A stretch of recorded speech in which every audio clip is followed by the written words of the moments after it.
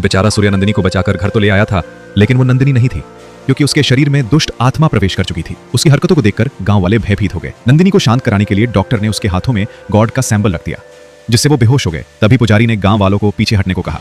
उसने बताया, नंदिनी को छूकर निकलने वाली हवा भी हमारे लिए खतरनाक है। ये सुनते ही सूर्या के होश उड़ गए। इसी दौरान वहां सरपंच भी आ पहुंचा। जब लोगों ने उसे बताया कि नंदिनी कुएं में कूद गई थी, तो सरपंच जल्दी से नंदिनी के पास गया और उसे जगाने की कोशिश करने लगा। तभी पुजारी को गांव में 10 साल पहले घटी एक घटना याद आ गई।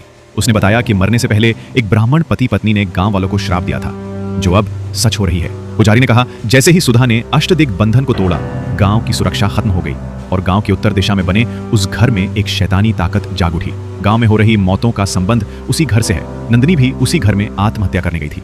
रवि ने पुजारी से इस श्राप से बचने का उपाय पूछा। तब पुजारी ने कहा, इस श्राप से बचने का उपाय उसी किताब में लिखा होगा। सरपंच तुरंत उस किताब को ढूंढने चला गया, लेकिन सूर्या को यह सब बहुत ही अजीब लग रहा था। उसने डॉक्टर से श्राप के बारे में पूछा, तो डॉक्टर ने बताया, आज से 12 साल पहले इस गांव में एक महामारी फैली थी। इस रोग से हर घंटे कोई ना कोई बच्चा मर जाता था, लेकिन किसी को भी मौत की असली वजह पता नहीं चल रही थी। उसी बीच वेंकट नाम का एक ब्राह्मण अपने परिवार के साथ इस गांव में रहने आया। वो गांव में किसी से ज्यादा मेल झोल नहीं रखता था। गांव में हो रही मौतों को रोकने के लिए पुजारी ने गांव में हवन करने की घोषणा की, लेकिन उसी रात गांव के एक आदमी ने वेंकट को एक बच्ची को ले जाते देखा। फिर जब उसने घर के अंदर का दृश्य देखा, तो वो डर के मारे सहम गया।